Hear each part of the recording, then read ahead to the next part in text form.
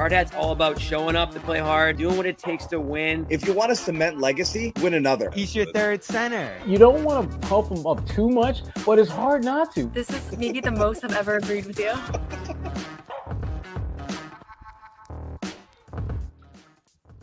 Cut the music. Cut the music on it. He did, Jimmy. He did. We don't play that. We don't play the intro out.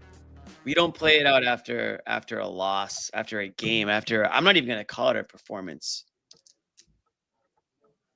A very tough loss here for the Boston Celtics over the border up in Toronto. Bobby's second home to the now 10-31 Toronto Raptors. The Celtics fall 110-97. Once again, can't crack 100 points in this game. Lose to a team that single-digit win team up until tonight, guys. I don't even know where to start with this one. If this was just a blip in the season, would be kind of just passing over it, would go on with our days. Let's start here, Jimmy. This is the norm right now.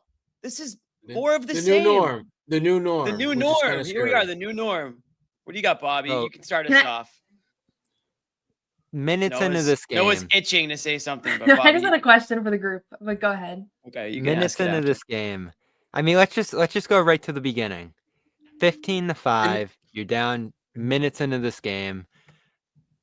The starting lineup, you roll it back out there. Noah and I kicked around the starting lineup change. I get why they didn't do it. I'm listening to the radio pregame. Joe's talking about, other teams shooting and what they're expected to be, and their shooting being what's expected to be. And then they come out, go down 15-5 with that starting lineup. And from that point on, it's dribbling off legs out of bounds, passing to nobody. And just about the worst defensive performance I've seen from them since 2023. Like this was awful. So bad that we're running a poll. We're running a poll asking everybody if it's the worst loss of what is it, the year of the season. The fact that there's competition for that, the fact that there's no clear definitive, this was the low point, says a lot about how this team, even though the faces look the same, is very different than the team we saw a year ago. So here's the most concerning part. You go down 10 early. You're not shooting great for parts of this game, especially in the second half. You're not super energetic throughout much of this game, and you're still right there. It's like 8 to 10 points throughout. You're within 5-6 points for a lot of it. And as the game went on, the energy got worse, the effort got worse, and by the end of the game, you just completely faded. And the bench comes in, and Tatum didn't take a shot in the fourth quarter, and it's like, what the hell is what's going on here? So it's panic time. I mean, there it is. Ooh, okay. Come on, Bobby. Hold on. Something's wrong here. It's officially panic time for Bobby. It's one thing to miss shots. It's one thing to not be super energetic and filled with effort on the defensive end on January 15th in Toronto. But to never mount much of a pushback and then just to walk off the floor and shrug off another brutal loss. Now, I'm sitting there, Noah, on Sunday, and we're hearing Joe talk about. Hold on one second.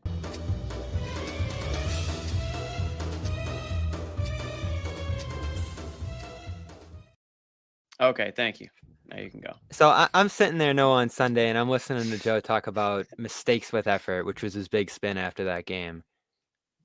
And I'm willing to accept it, right? It was cartoonish how ridiculous the mistakes were in that game. They're missing layups. They're just doing these crazy things. The 5-second violation. It's like, all right, you win that game.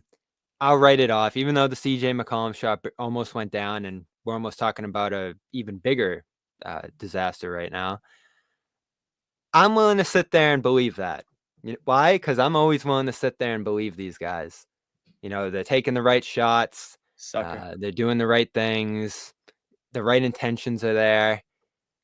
And then you come out and do this. After 2 days off, Al said they practiced on Monday. We weren't there. I don't know what they did over the last 2 days.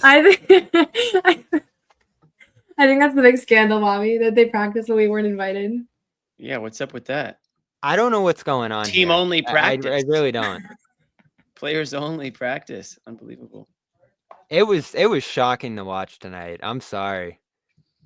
And I Noah had a listen, credit to question. the Raptors. They played hard. We always got to do that, right? But you were one of the great teams of all time last year. You come into this year and it's all repeat. We're doing it back to back. And this is what you're doing in January. Like, it can get better. I'm not saying they can't win the championship this year, but this is not how you set up that run. Noah had a question off the top. She did. My question, so I realized that I normally rewatch the games when I get home, but without volume. You don't have the stomach to do it now, right? You don't have the stomach to do it now. No, right? I'm home right now, so I didn't need to rewatch it. Normally, like when I go, we're at the Garden, we're on the road, whatever. To me, like this was completely different than any other loss that we've seen. And I don't know if it's because watching it unravel for the first time on my couch just hits different than being there in person, or if this was like another level of just. This is called I don't even know the word. Was this another level for you guys, or you did get this to see feel it in HD? That's you get yeah, the up and I'm close at my personal. parents' house, so they have like a really The big difference TV, is, Noah, so they it's never even pushed worse. back. They never mounted a comeback resistance. Yeah, Nothing never swung the other way. I'm not talking about that. I'm talking about like just how rattled they look. Like I'm not talking about schemes or individual performances or effort. Like they just looked rattled. Like You know what? I'm a former basketball player on a really bad high school team that was consistently playing against really good teams that were destroying us. I saw a lot of myself in their faces. And I was like, that's like, I never want to relate to these guys because they should never feel like the way I felt when I was losing the break. That's the scary thing, Sherrod. And John brought it up a week or two ago. Is this effort and focus, or are they just not as good this year? They look like a bunch of strangers out there. Like if you didn't know better, you think that they completely brought in a new cast of characters this year who had not played with each other, and they're trying to figure out how to play with one another. This looked they've had levels of disjointedness throughout the season, but this tonight was on a different level. They looked as if they were not together. They looked like they lacked focus as a group, and the result was that even when they were close, this was one of the few games where they never made anyone watching this game feel as though they were going to win. At no point did you feel that they were going to just turn the tide and swing the game in their favor, because no one was making multi-effort plays. No one was doing the little things that we've seen from the Celtics in the past that have been able to basically be kind of the starter. That moment, there was no Jaylen Brown big dunk or block or steal or Tatum, just dagger type three. They were basically running in the mud the entire game. And Toronto, no disrespect to Toronto, but they didn't play a great game. They played a decent game. They played a pretty good game, but it wasn't as if they did anything exceptionally well in this game to win. And that's the scary part to me. Yeah, but they put up 110 on a Celtics team that was not playing a lick of defense. That's not saying anything. Yeah. That's what you do when you're a 10, 15-win team. You put up 110 points on a team that doesn't play defense. Celtics, they lost what? 14 or 16 coming in this one or something like that. Yeah, and I think they lost like 10 or so in a row against the Celtics. I mean, it was a ridiculous run. But the bottom line is this: there is a level of play that we know 28th ranked in defensive rating. Toronto Raptors, 119.4. So in other words, they're. This is not a very good team, obviously. The record indicates that, and you can go down the data, indicates the same thing. But the thing that's jumping out to me about this team, this Celtics team, is that they don't seem to have any sense of urgency.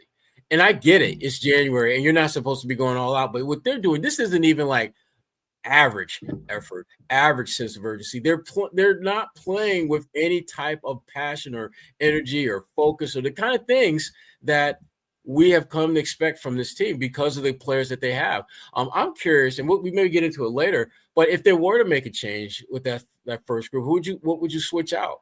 And we can get back to that later because I don't know what Mr. Toscano has on his playlist for us.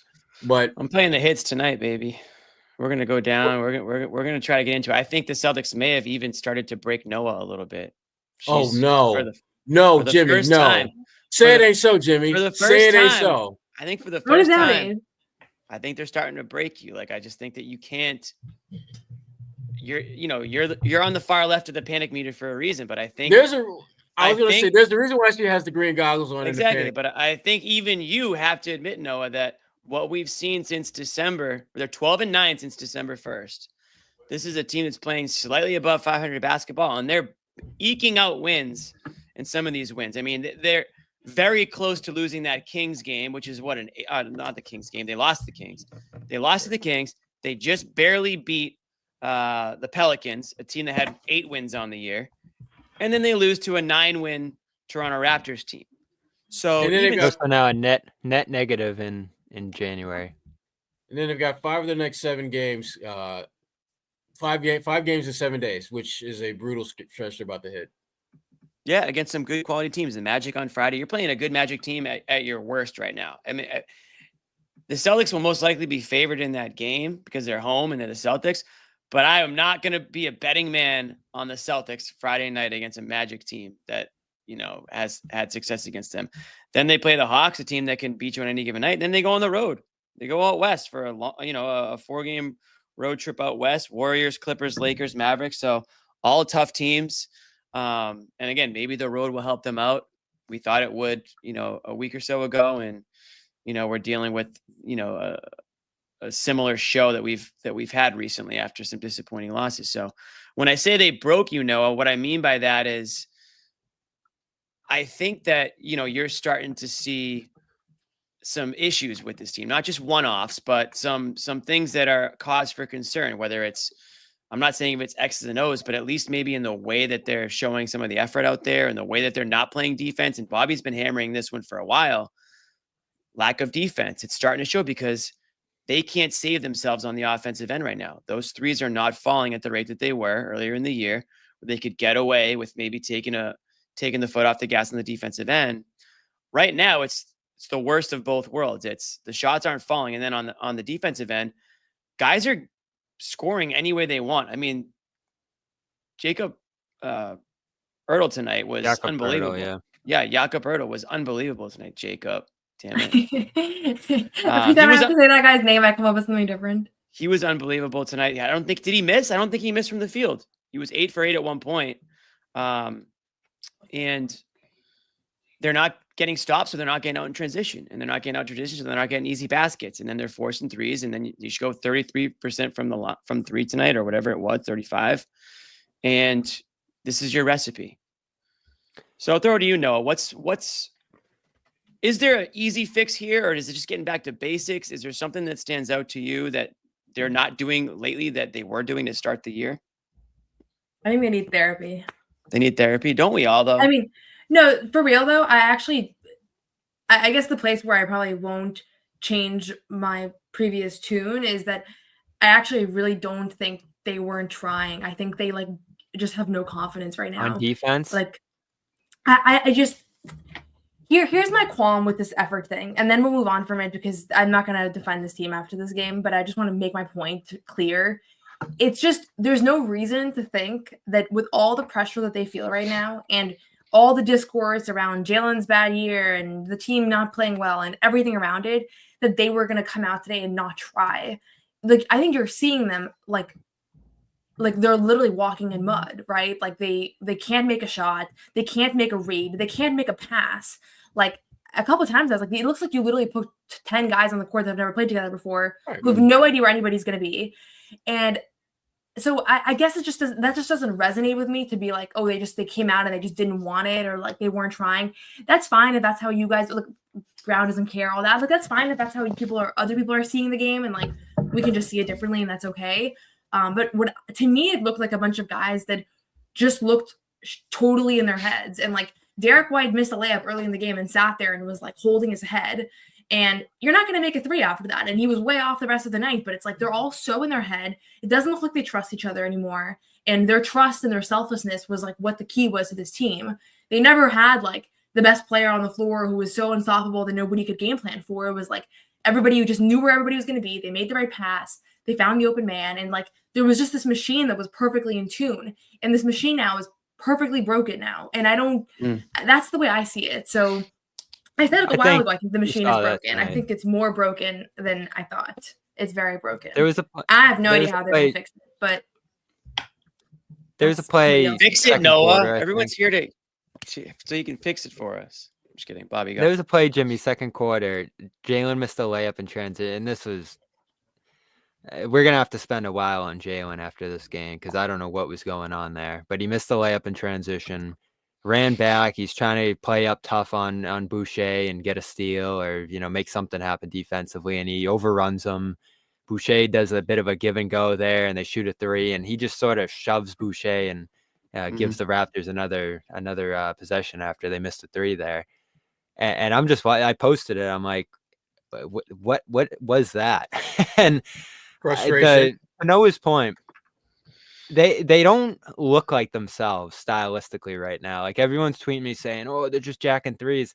I'm seeing them force a lot of bad twos in this game. Some very difficult mid-range shots. Derek did it. Jalen did it. The shots didn't fall early for them, and they, I like that they went to the post early, but then they're trying to do some stuff in between, and they're forcing tough shots, and they're turning it over, and they just look completely outside of their system, to Noah's point there. So I do think that's part of it. But, and I'll put a lot on the players, but I'm going to put a lot on Joe too, who has pushed and pushed and pushed throughout this season that it's the offense. It's the offense. When we turn it over, when we don't offensive rebound, when we don't create the right shots, that's going to hurt our defense. I haven't heard him talk about defensive, or often at least, about defensive emphases, ways that they're tightening up on defense. I know they're trying to force more turnovers, and that's a priority this year. But when things have gone wrong, not only is he not stressed defense, and, we can defend when shots aren't falling. We can defend when things aren't going right offensively. He tried to make it sound like the defense was all right early this season because of where they ranked. And that's why I keep comparing this year to 2023. If you watched the game early this year, you knew that they weren't protecting the rim. You knew that they weren't consistently playing good defense. You knew that they weren't covering certain guys and just letting them shoot and heat up. I went back and watched that Pelicans game. First play of the game, Tatum just leaves Murray, lets him shoot a wide open practice three. And from that point on, he's blazing hot for the rest of the night. So this is coaching right now. It's effort. It's, the players always come first, right? But they have not set themselves up as a coaching staff to be able to rely on their defense when the offense isn't there. I think they focus way too much on offense. I think they focus way too much on shooting. And every single night for like 2-3 weeks, Sherrod, we've heard them say, "Oh, our shooting's not where it needs to be. Other teams are shooting lights out." At a certain point, you have to adjust. And they haven't done it. But the problem, Bobby, is that when they talk about the shooting not being, where it needs to be, and that's why they're not being more successul, that's how they won a title. They were an above-average shooting team last season. It's a different year, Sherrod. They're not the same team. Well, Bob, but that's the part. But see, Bobby, that's the part that they're not embracing. Their lip service is saying that this is a different year, different team, but their play is not. They haven't embraced the fact that they are a team that, frankly, should be focusing more on defense, but they won a championship last season because they were able to shoot at a ridiculously high level, and their offense oftentimes dictated their play defensively. So keeping that theory in mind, if their offense isn't great, their defense is probably not going to be great. They have always been a team, and Bobby, you've been around this team long enough to know they far too often allow their ability to make shots affect how they play defensively. When they're making shots, the defense all of a sudden, and that's who they are. And right now, this is the thing that I think a lot of people are not kind of gravitating towards understanding. The Celtics right now have become an average team shooting the three ball. And when you're an average team that shoots as much as they do, you're going to win a lot of games, but you're not going to be a great team. You're going to consistently fall short of being great because you are not doing what when you've been great, you did, and that is knock down a lot of shots. Look at Cleveland. The reason why Cleveland has the best record isn't because they've got this great defensive unit. It's because they're, as a team, shooting over 40% for three-point range. When you're shooting the three that good, it does have a positive impact on what you do on the defensive end of the court. And so, I don't like the idea that this is a team that has to shoot the ball well to feel great about their defense. It's who they are. It's who they've been. And if we're trying to pretend as if all of a sudden Joe Mazzulla is going to get in the lab and just start locking in on what they're doing defensively, that goes against everything that he's done up to this point. He has been a coach that has gone chips all in on being a great three-point shooting team. That's why they shoot more threes than any other team in the league ever. But when they're shooting at pretty average percentage, like 35, 36 as a team, it's no coincidence that a year ago they were like, top 5, I think, in three-point percentage, and now they're like 14, 15, middle of the pack. Yeah. So when you're shooting that well, you win a championship, and then all of a sudden you become an average three-point shooting team, which is where they are this year essentially. You're going to be very good, but you're not going to be great. And the expectation level for this team is to be great. That's what championship teams, that's the level that they hold themselves to. And the Celtics are showing signs of consistently being a team that comes up short of meeting the mark that they've set for themselves. And to your point, Bobby, if they're going to turn this thing around, it does have to become almost like a mental shift where you become more all about your defense than your shot making. But that's not happening, Bobby. And because they won a championship last year, playing the way they are now, there's a belief that they can just at some point get back into that rhythm and everything will be okay. I'm not sold on that because I just think that the rest of the league is caught up, made up considerable ground quickly.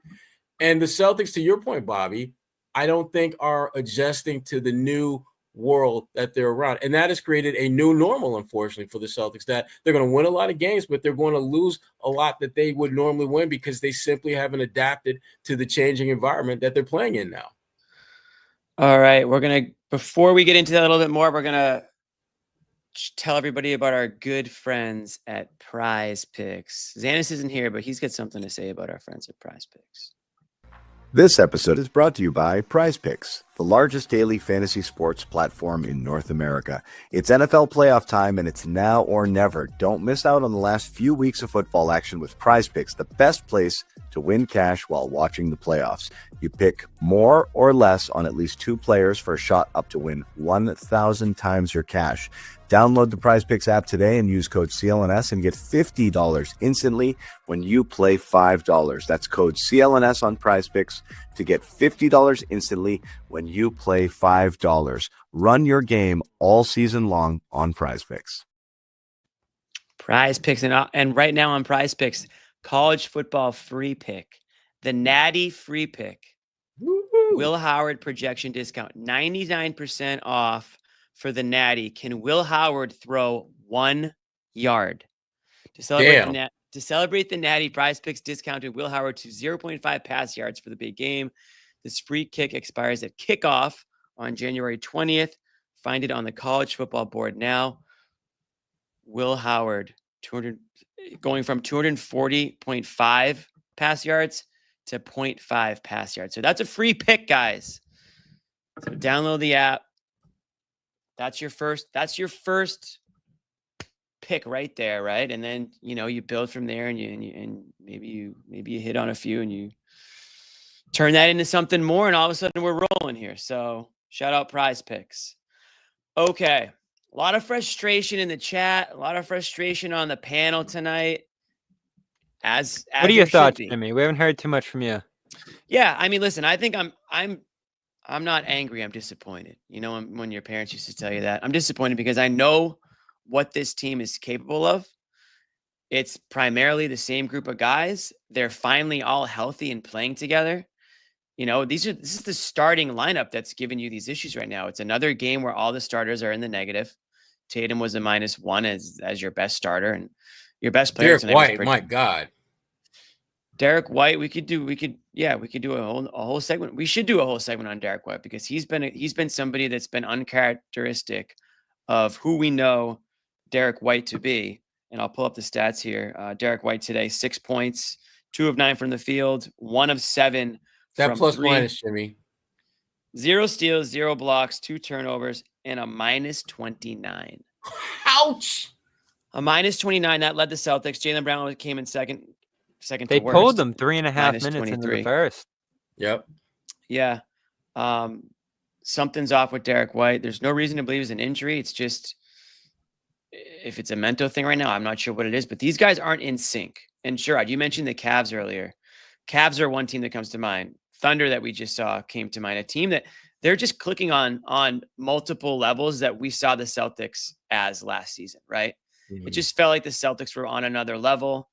They were, whether it was ball movement, whether it was playing two-way basketball, whether it was the defensive side of the things, maybe it was offense leading the defense, Sherrod. And if that's the case, if this team gets so down on their luck when the shots aren't falling, then it's hard for them it's hard for anyone to defend them being called soft, because that's the mark of a mentally weak team, is if you get so down on yourself because the shots aren't going in or offense isn't clicking the way you want, where you're just not putting in that effort on the defensive side. And one of the commenters said it. Shout out to Mitch Goudreau. They desperately need to stretch of good shooting games. I do think the effort combo is real because half of defense's effort, lack of shot making, is hurting their confidence in all aspects of the game. I mean, maybe that's simplifying it. That might be simplifying it a little bit, but I still think there's some truth to it. Where if everything's going great for you, sure, everything's awesome. Everything's great and everyone's clicking and your wins are coming. But when shit starts to hit the fan, or when teams are playing a little bit harder against you because you are the defending champion, how do you respond to that? And right now, over the last month and a half, the response has been, it's been less than anything you'd expect from a team like this Celtics team, Bobby. Yeah, and we keep talking about the guys who aren't playing on the same level this year, and they're basically just standing pat, hoping things get better. And I get it, right? Because it's half a season. You're coming off the championship. This stuff worked for you last year, so why shake it up? And again, Noah and I discussed maybe flipping Porzingis and Al. The numbers say you should probably take a look at that. But those guys have played, 10 games together now, the starters. So I get why they don't want to rush to something like that. Porzingis looked pretty good early in this game, by the way, probably a lone positive tonight. But, Hauser, what are you doing there? Like we've talked about that all year. It's been a very underrated part of their struggles this year, is how he hasn't generated much of any momentum this season, whether due to injury, regression, whatever it is. They keep burying Keita. I get it. Luke's been awesome. The net rating's unbelievable with him out there this year. He's stacked good game after good game. Even in this game, he's a +7. But you've taken a dynamic away from yourself that was a nice part of your attack early this season. Walsh got sick. We haven't seen him since. Peterson had that good stretch. Haven't seen him since. Tillman, haven't seen him in 2 months. So, what are you doing rotation-wise, lineup-wise? You're basically running the same thing out there every night, getting the same results for a couple weeks now out of those rotations. We call that madness. We call that insanity. You're not doing anything differently. And, throwing it back to the Brad days, Sherrod, he wouldn't have done this. We would have seen a little tweak. We would have seen someone come off the depth end of the bench there in a game where they're not playing well, try to energize some stuff. But whether it's like the shooting approach or the defensive approach and the lineups, Joe's just standing there hoping it all fixes itself. And it's not. Go ahead, Noah. Jump in. Well, I think part of it is that, just to go back to what I was saying earlier, because I want to make sure that was clearly communicated. But I don't think this is no. I think a couple people have messaged me privately here, so just clarifying. I don't think this is there's an issue in the locker room. I don't think that these guys don't trust each other off the floor. I think there's just a lack of rhythm right now, where it's a certain pass that you would normally know where the guy is going to be and you trust that they're going to be there. They're not going to be there right now. And so I just wanted to clarify that. But I think what the reality is that normally you would be able to turn to somebody for an energy spark off the bench. And Pritchard has become not really an energy spark because you actually really need him. They're down by 7 every time he checks in now because they've been starting so slow. But there isn't that other guy that you trust on the bench. That's just, I don't know if that's a reflection of Joe's coaching or if it's a reflection of that unit. But both of those things could be true. But there isn't a guy right now that could swing a game from that bottom 7 guys in the rotation. And that's where you start to look at the front office. So it's possible where then in the next 3 weeks, they said from the beginning, they very well may make a move. They wanted to see how the first half of the year went. They could foresee that there could be issues with bringing everybody back. Everything that they warned us, kind of we see it. It's the same team, but it's not the same team, right? They definitely should make a move before the deadline. They're going to do something. And so, Yeah, I think that we're probably going to see them go get a guy that can be a game changer off the bench. And that's more than I expected, honestly. A month ago, I wouldn't have thought that was necessary. But now I think this is the kind of game where you do need somebody to check in and turn But how? tides. Like, I think Alani Walker could come in and maybe give you a spark. I know we always go back to him because he was That looks here like a bad decision in retrospect. Now I went him Wow, down. that's going to be a hell of an apology cam for you two if that happens. It'll be a great apology cam. No, it'll be. I'll do it. Go on. I don't. Yeah, I didn't like. Yeah, I didn't will. like the player at the time, but the point is that like I think you have to still remember that all of this has been 5 weeks of bad basketball. And in the scheme of what we know about this group, like it's just not that much. It's really not. It's not like they came out of camp and they were unfocused and they weren't taking things seriously and things have been getting worse and worse and now they're below 500.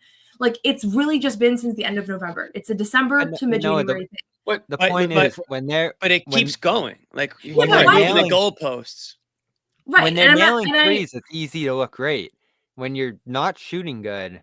Well, are you going to go back down to spread of the championship, right? Like they played well in the beginning of the year. They played well. The issue, right? But what happens with this team right now is that when you are built the way they are, there's a certain margin of error that you have, and we have seen that margin of error steadily erode, get smaller and smaller and smaller. And the problem, and I think this is what you and Bobby are kind of pointing to, is the fact that there's no clear path towards this getting corrected. There's no point where you can see if they do this, then they'll just recalibrate themselves and get back to being the team we saw a year ago. And the only thing that seems to make any kind of sense of that happening is to add someone that can give them some juice, some energy off the bench. That's why Lonnie Walker makes a lot of sense, because in the little bit of time that we were around him and saw, it was clear this is a guy that can go get buckets. This was a guy that on those nights when no one is making shots, like, oh, I don't know, tonight, this might be a guy that can get you 15, 16 points in 10 minutes. And now all of a sudden, instead of losing by, they need lineup flexibility, Sherrod, too, as much as they need energy. They just keep going to double big. They need flexibility, but they also need reliability. And that's the issue. Like Hauser is, he's able to be out there, but you can't rely on him now because he's got something going on with him, either physically or just mentally not where he needs to be. And then you start going down the line of the guys that come off the bench. They don't have a guy that is like just a natural born bucket getter, a guy like, I don't know, Lonnie Walker. That's literally what he does. And so the Celtics are at they're at that inflection point where they need to make a decision. How badly are they willing? How much are they willing to do to better position themselves to repeat? Because right now they've got a team that is good enough as they are now to be one of the last 4 teams stand. They should get to the conference finals with the group they have now. But if you want to give yourself a little bit more of a cushion to not be great and still have a great finish to the season, you need to go out and get somebody who can get you some buckets. I don't want to make Lonnie Walker or whoever into somebody that's supposed to be like the savior of this team. Right. The players who are going to save this team are already on this team, and they're in the starting lineup. They're just not playing together right now. They're not playing connected. So let's get to Tatum and Brown. And the bench is a whole nother topic, Sherrod, and I agree with you. The bench needs a player like that because the bench has been exposed as far as I'm concerned. Non-athletic, not physical, kind of one-dimensional. They all can kind of do one thing if they're doing it that night. And if not, then you really don't have much of a bench. Lonnie Walker also does that one thing, which is score, but I think he does it in different ways, and maybe he can provide a little bit more physicality. Right. So that's a difference. That would be, if they can bring on a guy like that, that's probably the best their bench can get. But the real issues right now are the guys who are out there when the ball is tipped up at the beginning of the game. That's Tatum, that's Brown, that's Derek White, and that's Holiday. I'm going to give Porzingis a little bit more of a pass right now. He's coming back from, he's playing fine. And he's been good. We're going to play blame pie in a bit. Sorry, Noah. Porzingis doesn't get a slice on mine today. But the rest of the guys in that starting lineup do. And Bobby, you want to go right into it? I'll let you start. I just have a question. What was going on with Brown out there tonight? No idea. He took 1 3-pointer tonight, which is unusual for a guy that on any given night could take 12. He takes 1 3-pointer. Is that what the defense is? Is the defense preventing him from shooting, or is he just disengaged out there? 10 points on the night, just knots and, kind of dribbling into guys, stuff that we've seen before.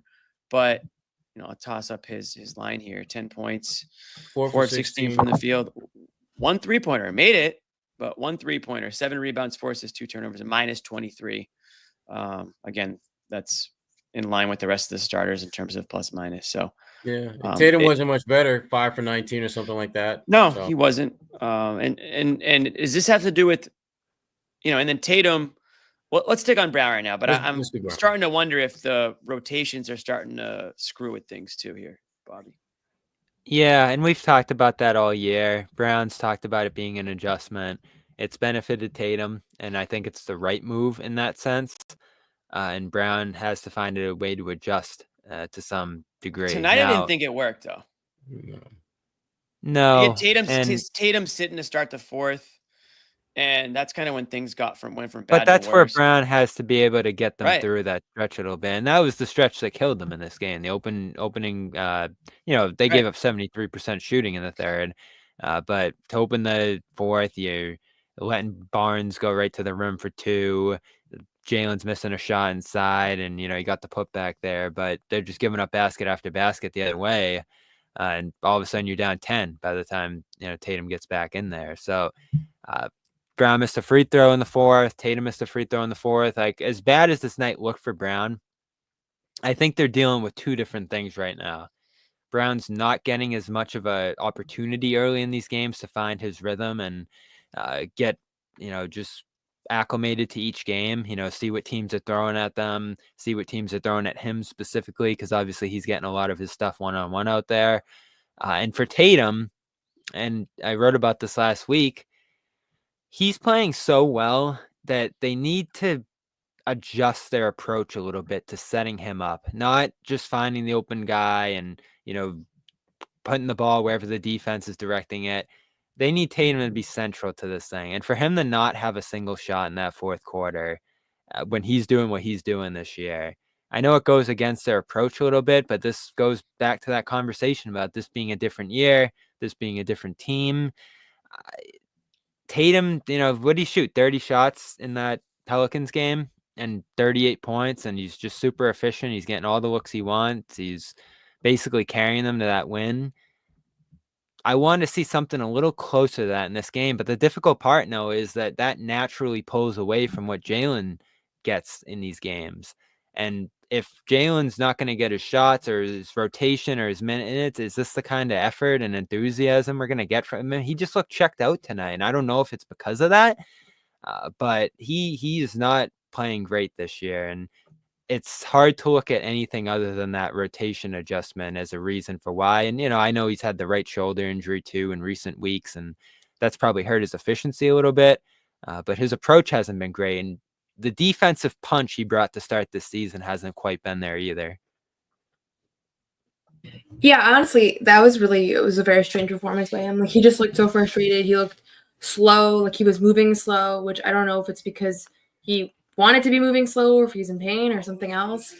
But yeah, I don't really have answers on why Jaylen Brown looked the way that he did. And I thought he stood out, but I also thought that it was not too dissimilar throughout the roster. Like, it wasn't like everybody was on one level and he was on the other. And that's why I know we're going to do the blame pie, but that's why I have such a hard time with that exercise, because it does end up feeling like it's just hard to pull out one guy when you see 5 guys on the court that just aren't working together. But they're the tone setters, Noah. Then you get with 5 pies, 5 slices.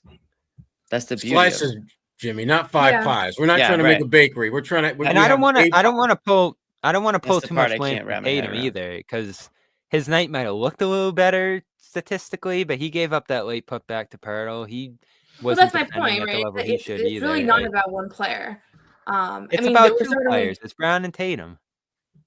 I think the guard play, like what Drew and Derek did last year versus this year, is pretty substantial.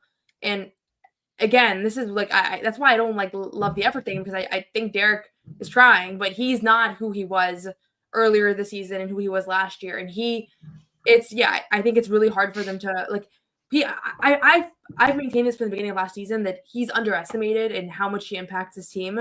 And that's why their record has been worse when he sits than anybody else. And games like tonight, where he didn't sit, but he didn't have the impact that he normally has, like, that also has a substantial impact on this team.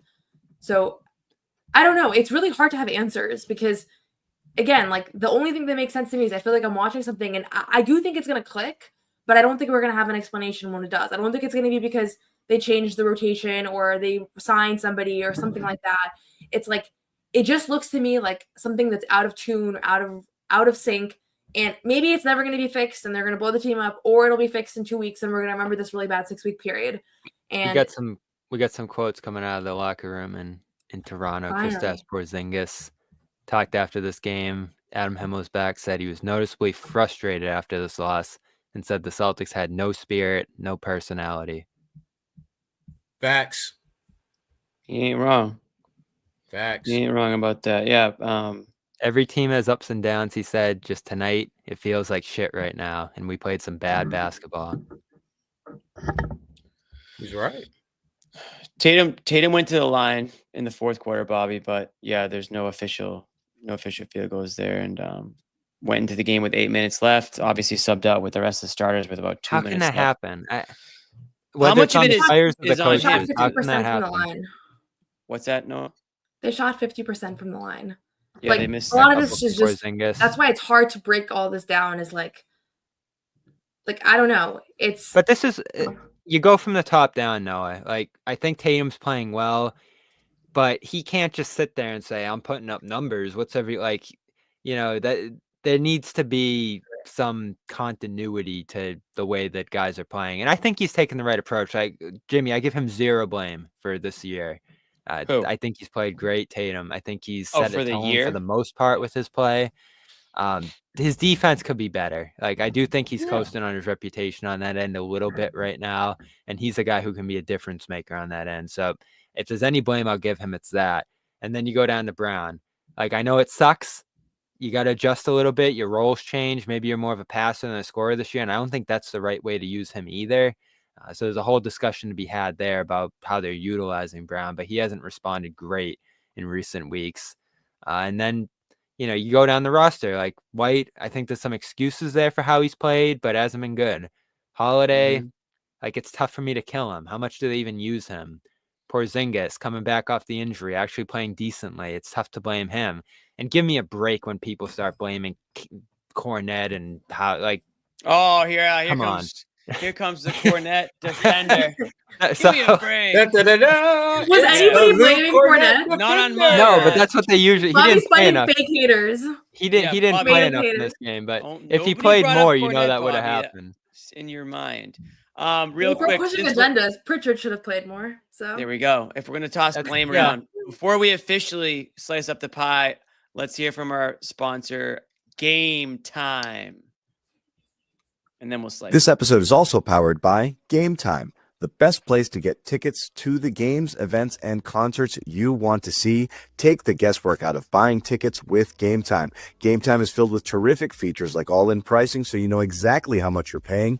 No surprise fees at checkout. You also get panoramic views from your seats in the app, so you know exactly what you'll be looking at before you buy. Plus, a lowest price guarantee, or Game Time will credit you 110% of the difference. Download the Game Time app, create an account, and use code CLNS for $20 off your first purchase. Terms do apply. Once again, download that Game Time app, create an account, use code CLNS for $20 off your first purchase. Terms do apply. What time is it? It's game time. Time right now. Celtics game. Celtics Magic on Friday. You can get in for 121. $121 right now, all in. Sit up with the true fans up in the balcony, but there's some great seats all around on the Game Time app. The cool thing about it is you can click on the seat, you can get a view of it, you scroll all around, take your pick, or you can do what I do. Wait it out, wait until the game starts, see if the prices really drop. Get in there for, couple minutes into the first quarter. Hopefully the Celtics aren't down by double digits at that point, the way they're playing, and have a nice little Friday night.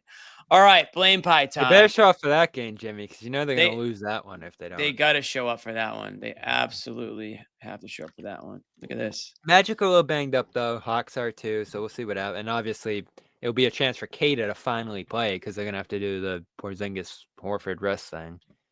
So Christian maybe thinks that'll get them going a little bit. Christian thinks they can trade Brown and a second rounder for the I just- number 1 pick. I'm not sure about that. Everyone's starting to come up with their crazy trades. Here we go. And I get it, because you have to do it eventually, probably something drastic to shake up the money on this roster.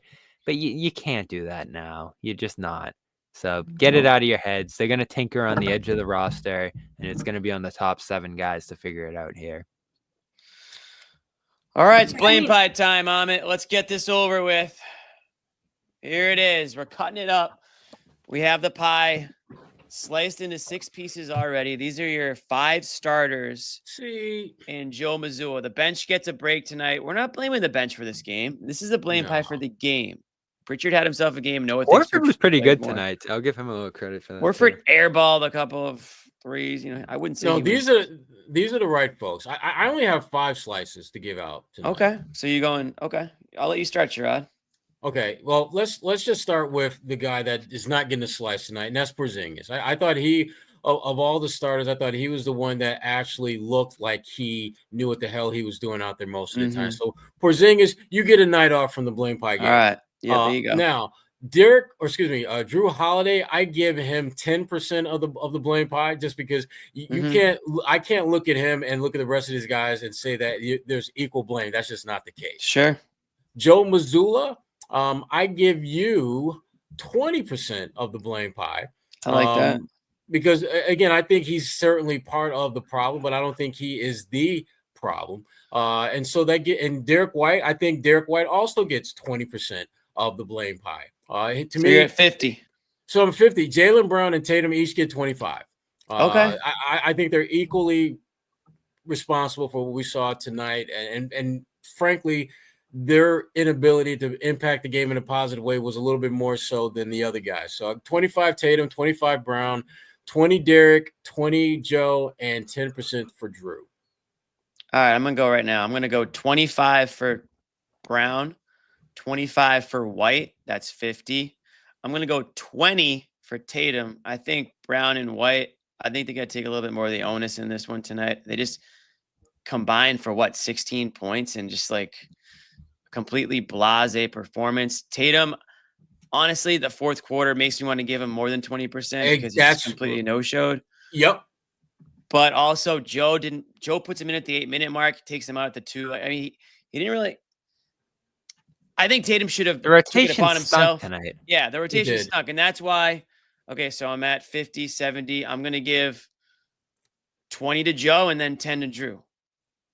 And I'm giving Joe 20 because of the rotations, because of the fact that I feel like this is an unacceptable. This is a team, Raptors team, that there's really no excuse. And if you're Joe, you got to get your guys. Game. Yeah, you got to get your guys in a position to win this game. Yeah. Whether that's rotations be better, whether that's Tatum starts the fourth instead of how it usually comes in, whether that's Kata goes in there. I mean, again, the Raptors were killing them in the paint, and Kata's watching from the bench. I'm not saying Kata's They're also the miracle switching man, while the Raptors are killing them in the paint. Right. But do something different. Switch something up. If it's not working, then try something else. Like go double big more, since the guards are just not holding their own right now. So that's my pie. I'm gonna go big slices. 33 Joe, 33 Brown. I'll go 23 White and like 10 Tatum for the fourth there. Okay. The threes kind of threw me for a loop. I think there's a percentage going on. I think there's one that comes out to 100%. Does it? Okay. It does. Cool. All right, Noah. We're only eligible to blame people on this pie, right? No, you can blame anyone. If you want to get creative, you could do that. Yeah. So none of you guys are blaming anybody, but it was an option. We're these. I think We're majority. just blaming these people.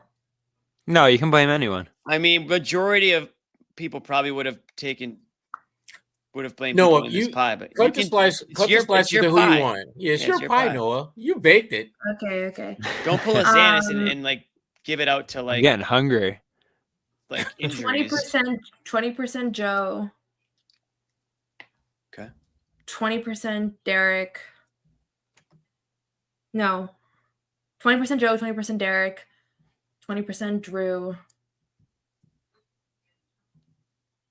Wow. It's 60. 20% Drew. Thank you. Not a lot of 20% Jalen, 20% Tatum. Oh, Yeah. But She Derek went the White gets Eagles. no blame. No, he got 20. They all got 20. Oh, he Porzingis went got 20. 0. Okay. Oh, you went 2020. I got you. She went 20 20 around for her share. Everyone gets a slice, equal It slice. took you that long to just dish it evenly. Yeah, you know, I didn't want to make it so obvious. All right. Yeah, Well, She's adding it's to the just hard for drama. me to Good for not. you, Noah. It's hard Noah for me to has not see Jalen as figure out a way to outsized in this skirt one. the blame pie game. We're gonna have to, Yeah, I know. push through. Honestly, can I? Holiday threw the ball out of bounds at one point. I just love seeing Noah scoring when we play the game. Honestly, that's why I love playing it goes against the nature of basketball to blame. Not my nature. Not if you're Jimmy Butler. Oh, there you go. I just want to find joy. That's all. Joy in the pie game. I just want to find joy in the pie game. That's all I want. Joy in the pie game. These guys need to find some joy right now. Bobby, who got the biggest slice for you? Oh, you gave it to the it was Jalen and Joe. Yeah. Oh, Jalen and Joe. So what is your beef with Joe? Again, they come into this game after some brutal performances, and this is why this game's so frustrating, because you have a one-off Jimmy, and they had him last year, right? There was a Lakers game, there were those Hawks games, there were some moments last year where it's like, what was that? And then they'd come back out and just go blazing, full speed, great defense, great shots, blow out the next team, and they're right back on track. And you're like, that was an aberration. But we're talking about that Kings game. We're talking about a Pelicans game they should have lost.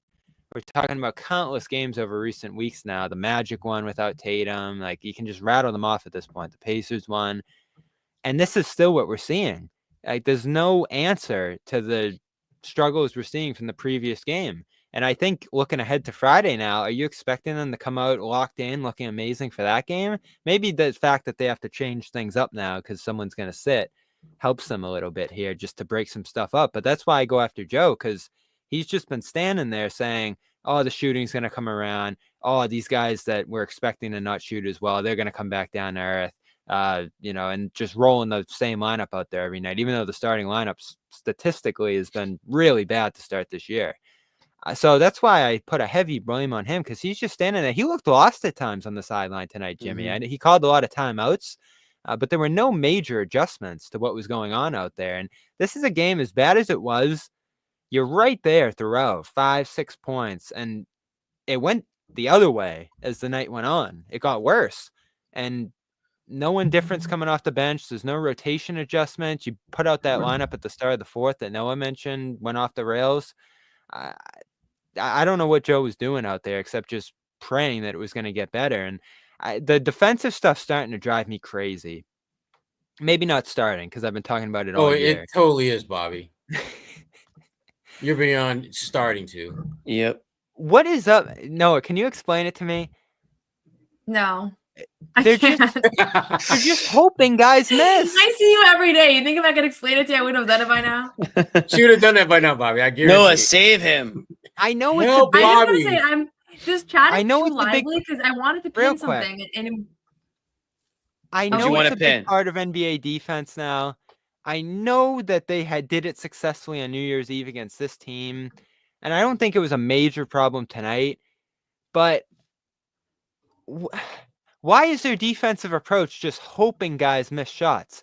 We're going to let them take shots that we like, and we're going to take away certain shots. But we're not going to put up heavy resistance. We're not going to put pressure on the ball.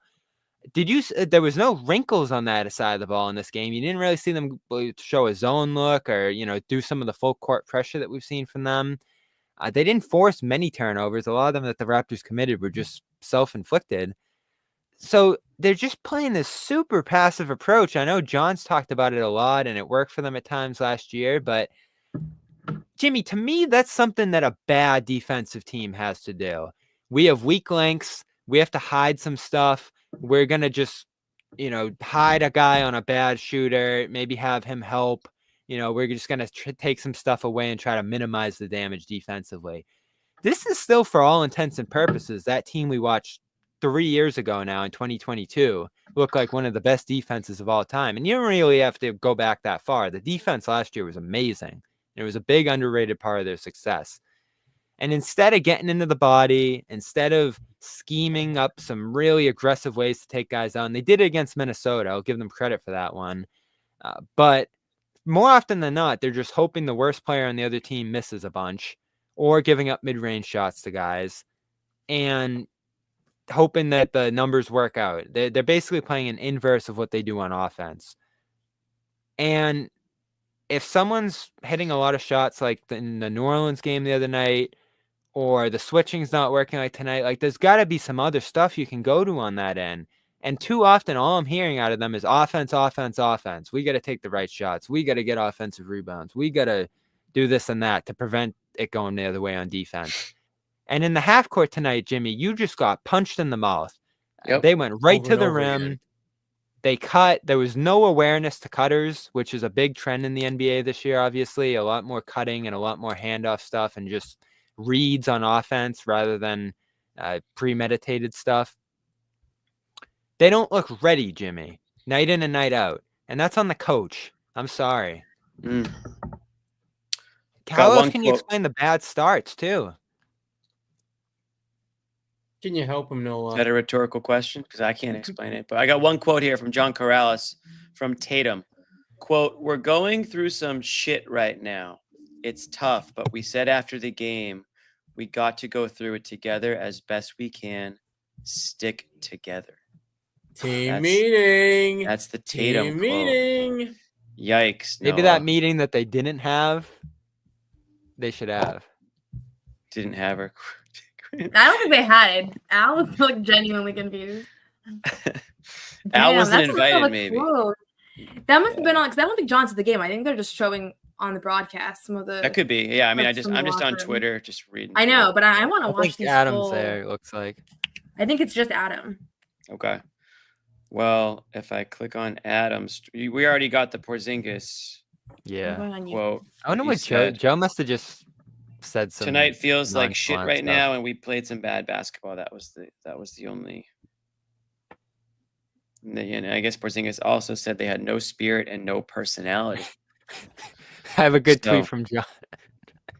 Not great. That things. half-ass shit from the Celtics might have worked against the 8-win Pelicans, but not the 9-win Raptors. Wait, Yeah. Xanis? That's a Xanis tweet. Yeah, That's great. Xanis. He will be here. That's the Friday worst night. part, Jimmy, right? It's happening against some bad teams right now. That is Yeah. that is the worst part. It's like it's happened against Like, bad you can teams. It play happens bad against and get by. it happens against teams without their best players. This team has issues. We've known this. They've had issues getting up for the non-big game, for the regular games, but not just the regular games recently because they lost to the Thunder. I mean, the Thunder that obviously was one of the biggest game of their Did season. that and kind of it's been knocked them short back now. on their heels a little bit? I mean, have played Houston they Denver the played next good game. since that game? I like the Denver game, but they weren't at their best that night, certainly. And then they didn't have Jokic. So that, Yeah, they didn't have Jokic. There you Kings go. game was a disaster. Horrible Kings game. yeah. You're right. So bad patterns right now. You don't love to see some of the quotes that are coming out. I mean, it's hard to just read them and not really, I like to hear them or at least see them and get a better idea of how they were said and stuff like that. But I this think is what you can hope for right now, Jimmy, is you're probably going to sit Horford or Porzingis on Friday, get some Kata minutes in there, maybe play some guys deeper off the bench, get some energy, more emphatic effort from guys at home, against a beat up Magic team. And, you pull one out there, and then Atlanta's even more beat up, I think. Again, deeper bench guys get involved that night. That's what I want to see. Right now? No Franz, no Mo. Suggs is still dealing with some stuff, I think. Gary Harris is out. They have a lot of guys out. Paolo's back, half of their but I'm sure half of limited. their top 8 will be out for that game. So Yeah, I think they had 8 guys available for their game tonight, I think. So they're beat up. Atlanta's beat up. Trey was out. Johnson was out. So those are good opportunities for you to get back on track. And then, Noah, from a chemistry perspective or whatever they're going from, that West Coast trip will be useful. And that's where I think we're going to see, all right, can they rally together, figure some stuff out on the road? It's a more extended stretch, I feel like, that they're going to be together out there in terms of days than the last one. and just more games stacked up where they're healthy and playing together. And I really want them to, and we've talked about it, Noah, assessing a lineup change. Should they do something like that? I get why they won't. But as you start to stack together more games, as you start to spend more time together as a coaching staff on the road, that's where they got to figure out all this stuff. And of course, the front office has to be looking at everything right now. You got a couple of weeks left here, not a ton of flexibility, but got to fill that final roster spot with someone who can play at the very least. And, probably try to move some guys off the bench who can't play at all for you right now, and just swap some stuff in and out there, because I think that's starting to hurt too, that you just have a handful of guys on that bench right now who you just have zero interest in playing. Agreed. Yeah. Yeah, I mean, I think the bench thing is not the main issue, but it is something that they haven't benefited at all from, like a boost from anybody other than Pritchard off the bench all season. And you want to have like the Cornette. Yes. No, but Cornette's different. Sure, Cornette's sure. different. He's like a regular part of the rotation. I mean, like an X Factor type thing Okay. where it's like, all of a sudden Another Delano problem. Banton goes off for 15 in the second half. And, like you need something to, I miss even Ben. if it's not going to be consistent. That was really the move. Yeah. I don't know though. I'm really fascinated to see what's going to happen next. And I do think that people should remember still, like, this is the exact same team that won a championship in June. That wasn't that long ago. Nothing drastic has happened that we know of. Maybe we'll find out that something drastic happened, but that we know of, nothing drastic has happened. A lot of stuff is just stacked up. Injuries, bumps and bruises, certain guys falling out of the mix. But that's not what this is. They're not hurt right now. They're not hurt. Like the weird thing is they're actually healthy for the most part. Like the starters they're not hurt, Jimmy, but I think they're just banged up enough where they've been off and it's snowballed up. Find me a team that isn't, though. Holiday. The whole point was that last year's team, you could be out 5 guys out of the rotation and they were fine. And the whole point of right now is that it quite literally doesn't matter who they're going to play. Like they played the worst team in the league today and it didn't matter. So it's less about personnel to me. It's more about what's going on in it, like in a systemic level. And that's why I don't know if you could blame the coach, because in that sense, like I guess it is kind of a coach thing.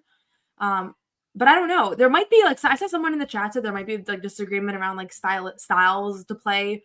Like the league has changed from last year. Like we know that the league has changed. The way the Celtics were being guarded this season has changed. And so it is possible that they're trying to figure out how to adapt to the fact they're being guarded differently. And there are multiple clashing opinions and that's something that they have to work through. I don't think there's anything that's deep going on here. Like I would be very surprised if there was like genuine bad blood on anybody in that locker room from everything that we've seen and covered this team. Like I would not think that it's that, but we know in the past there's been things around, guys wanting shots or certain paces or playing a certain pace. Like it's possible that there's something they're not all on the same page about and that could be worked out too. And it might be something so minor that honestly, like it won't even be perceived. Yeah. And it's easy, Jimmy, to be on the same page and Sherrod when you're rolling through last season, right? But they've faced more adversity this year, and that's obviously going to splinter things a little bit, no matter who it's between.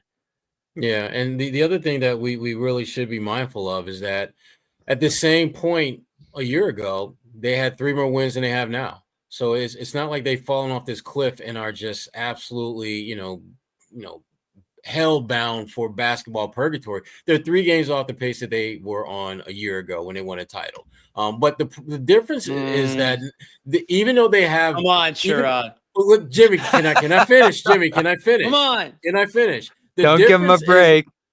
No, the difference is this year there are clearly more cracks in the armor than there were a year ago, and those cracks human.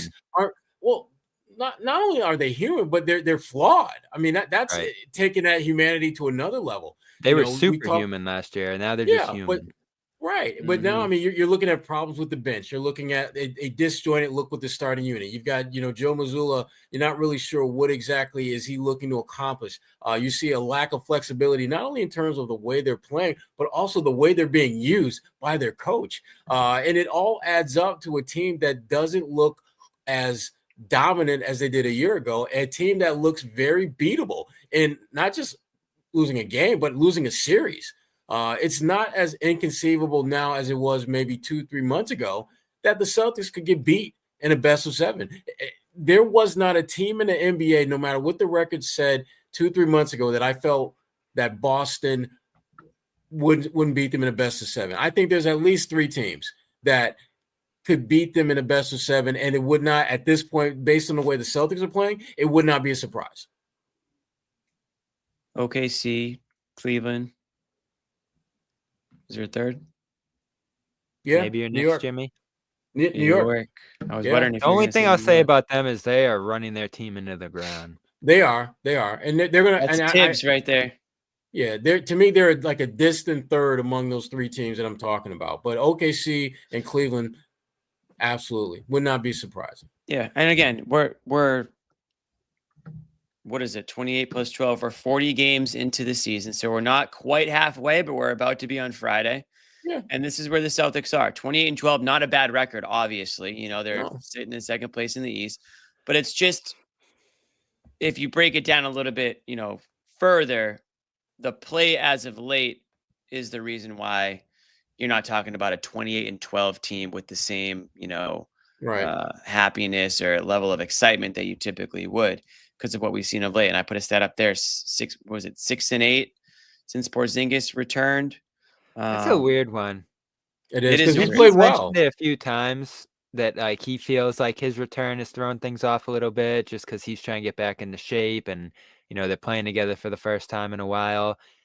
So in Noah, we talked about it. It feels weird because he's playing well individually, but the numbers say that they're amazing with Al starting at the 5, and they've been pretty bad with Porzingis starting at the 5, and it's a small sample so far. But at some point, I do think you have to look at it. Your bench becomes insane if but you it bring him doesn't off the add bench up. with Pritchard. It doesn't add up, Bobby. It doesn't because if add your up. issue So is I'm not going defense- there yet. Yeah, exactly. Your issue with No, him is No, Al's a good defender. Yeah, Noah, what you about to say, Noah? was Porzingis. No, I was just gonna say it's tough because we made that video after the last game about Porzingis potentially maybe switching up the starting lineup and moving Porzingis to the bench. And again, they were down, by 10 in the first quarter today, and it just becomes like every game is this way. And then the second unit is helping them claw back out of a deficit, and you spending all that energy just to be down by 2 or up by 2 at the end of the first, whereas we're used to them getting leads in the first quarter. So I don't like the way they're starting games. It's hard to say if a shakeup would help.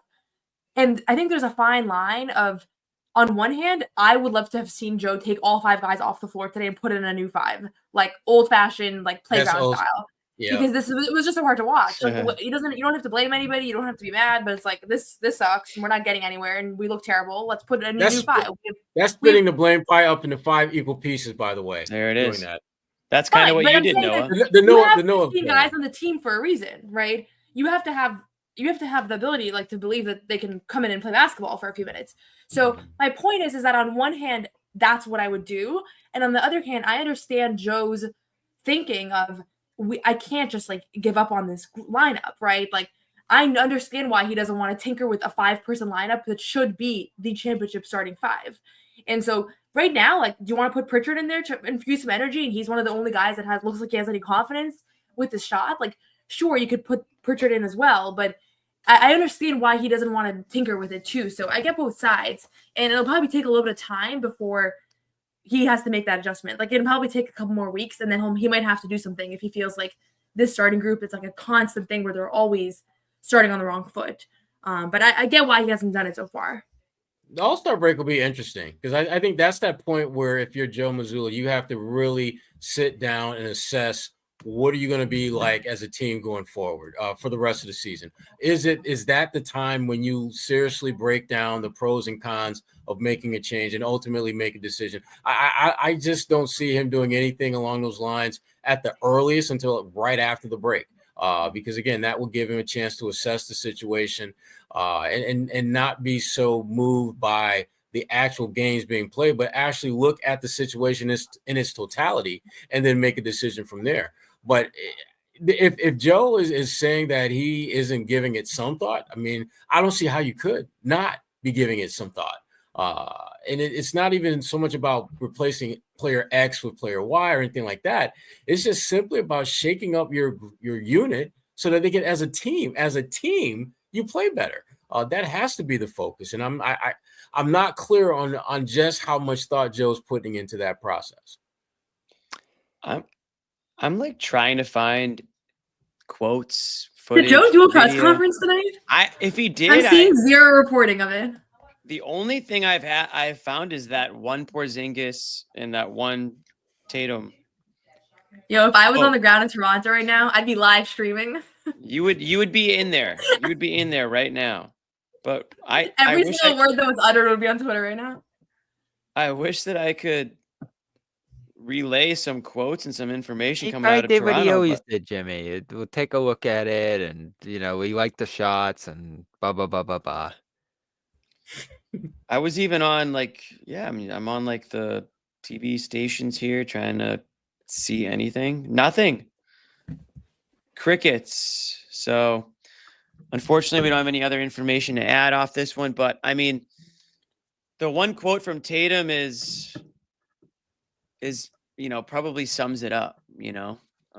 What he had said earlier, which was basically that it sucks, but we're gonna go through it together. This is where they are now. They're at a very big bump in the road. Worst loss of the season. 80% of you who voted agree. Worst loss of the season against the Toronto Raptors. I don't think we need to hammer this one all night, guys. I mean, they're gonna have to dust themselves off, get back to Boston, and get ready for another tough one. Is there gonna be a practice or anything tomorrow that you guys know about? No, don't know. No practice. Just gonna friggin' toss the ball up there and do it all over again Friday. Love it. No shooter on Friday either. No shooter. What? Really? Yeah, we have no availability this week, pretty much. We have no access. But just another day. Just another day for the Celtics, right? The Celtics beat. Yep. Final thoughts. We'll go around one final thought from this game, and then maybe looking forward to any potential change you might see Friday or in the future, or nothing. Start with you, Sherrod. Same old, same old. I don't anticipate there'll be any type of tweaks of significance. I think they're just going to go into the next game, just say, we just got to play better than we did last week. And I think it goes back to what Bobby was saying, a lot of blah, blah, blah. We got to make more shots, that kind of stuff. And boom, we'll see what happens. They got to figure out fast how they want to play. I think what Noah said there about how they respond to what other teams are throwing at them, what they want to do. I think that was all pretty evident in this game. There were some bizarre shots, strange approach and sets offensively, not a lot of passing on a string and stuff that made you think that they were going in a one unified direction. And when guys are playing individual basketball and not seeing success, I think that does bleed into the defense. So my hope would be that they would lock in defensively and grind out some games like this, but that doesn't seem to be the kind of team that they want to be. So it's got to come on the offensive end for this group, and it's got to be more than just knocking down threes. I like the post-ups early in this game. I like Porzingis' involvement for long stretches, and I want to see Tatum more involved because I think he's been that good this year. So that's all stuff that I think can happen. But it's got to be the players, because I don't think Joe Noah is the kind of coach who's going to really force his hand to try to change some stuff, whether lineup or stylistically here. Like I think a lot of the obvious energy is going to have to come from them, obviously, but also the way they want to play together and what they think is right to keep everybody involved and effective. And, some guys just got to play better. A lot of guys are just playing worse this year, and that's got to turn around. Facts, my dog. Noah, any parting thoughts? I'll just say, at the same time, as bad as this loss was, as bad as these 6 weeks have been, this group, this core has been together for years. And until we get credible reporting that there is something significant going on in there, or that there's something substantially bad, I don't think that we should overreact still to this stretch of time. Like, I think that it might just end up being a really bad stretch of basketball in an otherwise really good couple of years of basketball. Like that could end up being the reality here. So I can't say I can guarantee that. Like what do we know at this point? But I don't know that Joe knows. I don't know that they know. But I think I sense a lot of frustration, and I think that it is kind of fair to say that like they won a championship 6 months ago, and a lot of these guys like they pretty much maybe one thing I'll say is I don't know that they could look worse than they look today. And granted, the competition wasn't great, but don't say that. I don't know. I mean, maybe Porzingis and Pritchard could have been challenge worse. Accepted. As a team, like the free throws, the layups, all of it it was just terrible. So I think they're going to look better. I think it's good to keep things in perspective and remember that this has still just been 5 weeks, 5 bad weeks of basketball, and this is not a new group. Like there's a body of work to draw. They're gonna have to. They're gonna have to re-inspire confidence. I can't just keep watching this all year and saying it's gonna turn around. They'll flip the switch. I didn't say it's gonna turn around, but I said it's also. No, I'm not saying you're saying that, but I'm not gonna. It's more rational to say it's gonna turn around than to say trade Jalen. Like. Yeah, I don't think that's valid at all. So. What did you just say? No, the way you guys crop these videos. Clip that. Amit, clip also, that. being on the show is do it, Amit. Do it. Yeah, so I understand. I'm gonna start coming here PR trained. We have one other take that we want to add to the show. Xanis couldn't be here, but he's still chirping away. Did you write a letter? Let's see it. What does he got here? Oh, there's that tweet. That was a great tweet. Here's angry. This is Boomer John, angry John tonight from his couch watching the game. Well, this half-ass shit from the Celtics might have worked against the 8-win Pelicans, but not against the 9-win Raptors. Very true. Winning that Pelicans game was not good for them. Couldn't get away with this one. No, it was not good. It was not good for them at all. And that's how I felt about this. You think it matters that they won? Yeah, I think they came out of that feeling better than they should have. It felt like a morgue, remember? Us. Yeah, but you can't criticize the same. You can't when the buzzer sounded, Al was like, "Yeah, the same way." It doesn't. The criticism doesn't. We couldn't even play blame pie last game. We actually started to, and we were like, "Wait, we can't play it because they won."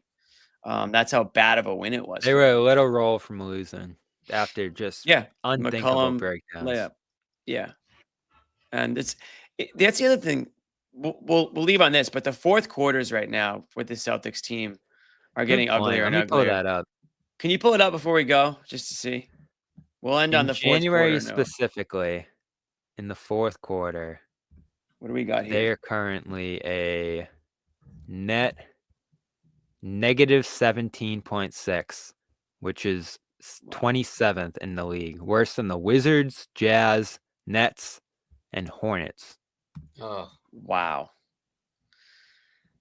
I mean, that says it all right there. The fourth quarter performance, execution, whatever word you want to use, it almost can't be worse. I mean, you're talking about basement dwelling teams and then the Boston Celtics. So, you know what? We're going to end on that one. We're going to end on a sour note. I want everyone to think about that stat. Hopefully it doesn't keep you up too late tonight. But let's all shower this one off, have ourselves a Thursday, get back out there Friday, and hope that it's a completely different Celtics team. Let's hope that the plane ride the Celtics take from Toronto to Boston is a quiet one. I want these guys to just be in their thoughts, figure it out, get back out there, play with some pride, play with some energy, play with some effort on Friday, and turn this thing around. We know what they're capable of, and what we saw tonight on that Toronto floor was, in a word, unacceptable. So, signing off, Jimmy, Sherrod, Bobby, Noah, Celtics drop 1 to the Toronto Raptors. 110-97. We will see you Friday against the Orlando Magic. Amit, hit me with the outro. No one's sneaking a vegan brownie by me, I'll tell you that. Okay, you know what, John? We're going to do it. You have to feel that way too, Bobby. I have to feel that way? Let's slide Al over and make Luke your first center. Bobby, we gave you Luke an hour early. We're not going to end this on a damn conversation about Luke